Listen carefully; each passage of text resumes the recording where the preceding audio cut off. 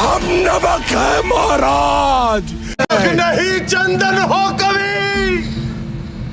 तुम तिलक हमारे माथे का। क्या आपको पता है छावा फिल्म के क्लाइमैक्स सीन की शूटिंग अचानक रोकनी पड़ी थी क्योंकि जंजीरों में बहुत देर तक हाथ बंधा होने की वजह से विक्की के हाथ के मसल फ्रीज हो गए और नीचे ही नहीं आ रहे थे, जिसके बाद शूटिंग रोककर पूरे सेट को निकाल लिया गया और इसके 1.5 महीने बाद विक्की के नॉर्मल होते ही दोबारा शूटिंग शुरू की। वहीं इस क्लाइमैक्स सीन के वक्त विक्की की पूरी बॉडी पर जो आपने बहुत सारे जख्म और ब्लड देखा, इसे प्रोस्थेटिक मेकअप के जरिए बनाया गया था, जिस मेकअप को होने में हर रोज 4 घंटे लगते और इसके बाद 10 घंटे का कंटिन्यू शूट होता, जिससे विक्की इतने थक जाते कि मेकअप के वक्त ही सोने लगते। साथ ही फिल्म में जब संभाजी महाराज को मुगल सैनिक पकड़ने आते हैं, इस सीन की शूटिंग के वक्त विक्की इतने कैरेक्टर में घुस गए थे कि डायरेक्टर के कट बोलने के बाद भी वो इन्हें मारे जा रहे थे। साथ ही इसी क्लाइमैक्स सीन में आपने ये सीन भी देखा था जब चिमटे से संभाजी महाराज की जुबान निकाल ली जाती है, तो इस सीन के लिए एक नकली प्रोस्थेटिक से बनाई गई जुबान का इस्तेमाल किया गया था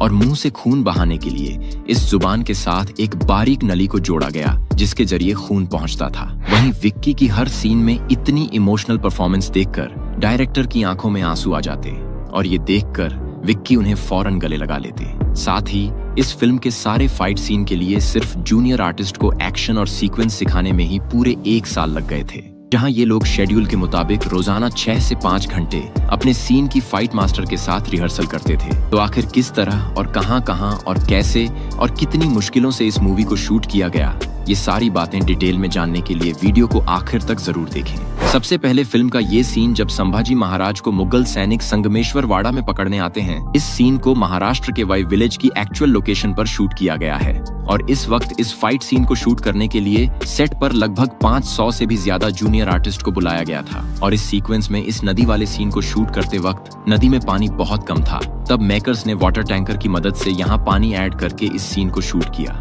और सिर्फ इस बाहर वाले सीन को वाई की एक्चुअल लोकेशन पर शूट किया गया था, जबकि अंदर वाले सीन को मुंबई गोरेगांव फिल्म सिटी में सेट बनाकर शूट किया गया था। और इस ग्रैंड सेट को टीम ने 15 करोड़ के हाई बजट में बनाया था क्योंकि फिल्म के डायरेक्टर यहाँ बिल्कुल एक्चुअल और रियल लुक चाहते थे। इनका कहना था कि फिल्म देखते वक्त किसी को ऐसा न लगे कि प्लाईवुड और कार्डबोर्ड के नकली 3rd क्लास सेट पर इस मूवी को शूट किया गया है। इसके बाद फिल्म का ये क्लाइमैक्स सीन जब संभाजी महाराज को मुगल सैनिक पकड़कर आलमगीर औरंगजेब के पास लाते हैं, तो ये क्लाइमैक्स सीक्वेंस शूट करना सिर्फ डायरेक्टर के लिए ही नहीं बल्कि खुद विक्की कौशल, मेकअप आर्टिस्ट और प्रोडक्शन टीम के लिए भी बहुत मुश्किल था क्योंकि ये क्लाइमैक्स सीन की शूटिंग लगभग 4 दिन तक चली थी। अब इन 4 दिनों में हर रोज शॉट के बीच बार बार प्रोस्थेटिक का ये मेकअप स्किन निकल जाती, जिसे शॉट रोक कर मेकअप आर्टिस्ट एडजस्ट करते और खुली हवा में शूट करने की वजह से ये फेक ब्लड और प्रोस्थेटिक मेकअप ड्राई हो जाता। और इसी सीक्वेंस का ये सीन जब एक लोहे के चिमटे से संभाजी की जुबान पकड़कर निकाल ली जाती है, तो इस सीन की शूटिंग के लिए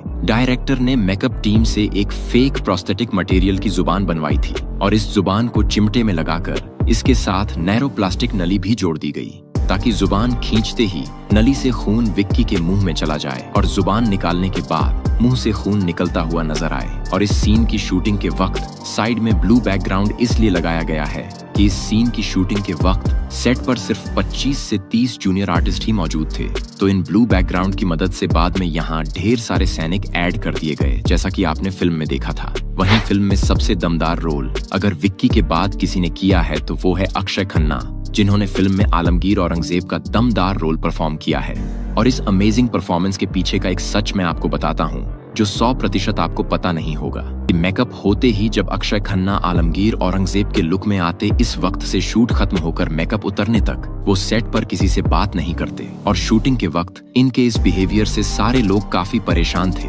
लेकिन मूवी रिलीज के बाद इन्हें और लोगों को ये समझ आ रहा है कि वो ऐसा सिर्फ अपने कैरेक्टर में जान डालने के लिए करते थे। खैर, इस फिल्म का इतना ग्रेट बनने का रीजन सिर्फ इसके मुख्य कलाकार नहीं बल्कि हर छोटे छोटे कलाकार भी हैं जिन्होंने फिल्म के लिए जी तोड़ मेहनत की है। और इसकी सबसे बड़ी उदाहरण है संतोष जुवेकर, जिन्होंने फिल्म में संभाजी महाराज की सभा में रहने वाले खास आदमी रायाजी का रोल किया है। इन्होंने अपने इस छोटे से रोल के लिए लगभग 8 महीने तक रिहर्सल और ट्रेनिंग की थी। आप यहाँ देख ही सकते हो किस तरह ये अपने उस फाइट सीन की रिहर्सल कर रहे हैं जब फिल्म में ये संभाजी के साथ बुरहानपुर पर हमला करते हैं। साथ ही इन्होंने अपने रोल के लिए अपनी फिजिक पर भी बहुत काम किया ताकि मूवी देखने के बाद किसी को ऐसा न लगे कि एक अनफिट एक्टर को डायरेक्टर ने कैसे वॉरियर के रोल में कास्ट कर लिया। आप यहाँ देख ही सकते हो किस तरह ये अपने ट्रेनर के साथ मिलकर एब्स का सेट परफॉर्म कर रहे हैं। और इन्होंने ये फिजिक ट्रेनिंग लगभग फिल्म शुरू होने से 6 महीने पहले से स्टार्ट कर दी थी और हर रोज ये अपना जिम का शेड्यूल पूरा होने के बाद घुड़सवारी और मार्शल आर्ट की भी प्रैक्टिस करते।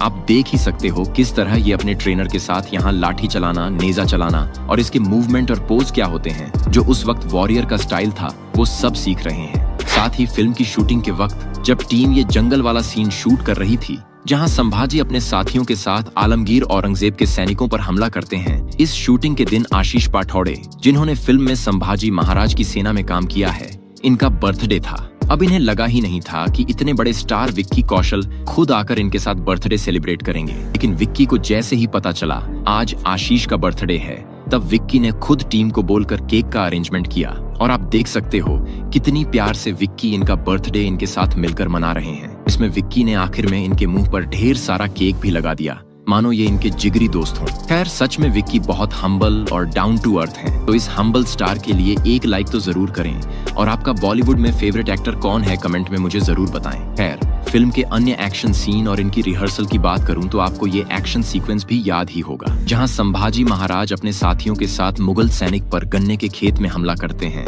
इस सीन को पंजाब के एक्चुअल खेत में परमिशन लेकर शूट किया गया था और आप यहाँ देख ही सकते हो कि किस तरह फाइट मास्टर और जूनियर आर्टिस्ट इस पूरे सीन की प्रैक्टिस कर रहे हैं, क्योंकि इस पूरे सीन को फाइट मास्टर एक नंबर के साथ तैयार करते हैं और एक्शन करते वक्त ये इस नंबर को पुकारते हैं तो सामने आने वाले जूनियर आर्टिस्ट को समझ आ जाता है कि मुझे क्या मूवमेंट करनी है। साथ ही बुरहानपुर बैटल सीन में आपने विक्की कौशल को एक दमदार एक्शन करते देखा था, तो इस सारे एक्शन को साजिद फाइट मास्टर ने डिजाइन किया था। आप यहाँ देख सकते हो किस तरह विक्की कौशल के सेट पर आने से पहले ये इन जूनियर आर्टिस्ट के साथ इस सीन की प्रैक्टिस कर रहे हैं, क्योंकि इस एक्शन के लिए इन्होंने विक्की कौशल को तो स्टूडियो में पहले ही ट्रेन कर दिया था। बस बारी थी इन सारे जूनियर आर्टिस्ट की कि विक्की के साथ एक्शन सीन में इन्हें किस तरह मूवमेंट और एक्टिंग करनी है, ताकि ये इतनी परफेक्ट तरीके से ये सारे स्टंट और एक्शन सीख जाए कि विक्की के आते ही शूट शुरू किया जाए और बिना किसी गलती के सिर्फ 1 से 2 बार में ही सीन शूट हो जाए। वहीं शायद ही आपको पता होगा छावा फिल्म में बुरहानपुर का सीन भी दिखाया गया है जहां मुगल के पास ढेर सारे खजाने थे। तो मूवी देखने के बाद बुरहानपुर में कुछ लोगों के बीच ये अफवाह फैल गई कि समुद्र के किनारे जमीन के नीचे आज भी वो खजाना मौजूद है, तो ये लोग वहां पहुंचकर खजाना ढूंढने लगे। आप यहाँ देख ही सकते हो कि किस तरह रात के वक्त ये पागलों की तरह अपनी मोबाइल की टॉर्च जलाकर यहाँ खजाना ढूंढ रहे हैं। इस बात से ये तो समझ आता है कि देश में कितनी बेरोजगारी और भुखमरी है। सरकार देश को बेच चुकी है और आज भी इन लोगों को या तो धर्म के नाम पे लड़ना है या कुछ ऐसी बेवकूफी भरी हरकत करनी है। खैर आज के लिए इतना ही। आई होप आपको वीडियो पसंद आया होगा। अब मिलते हैं अगली वीडियो में, तब तक के लिए बाय।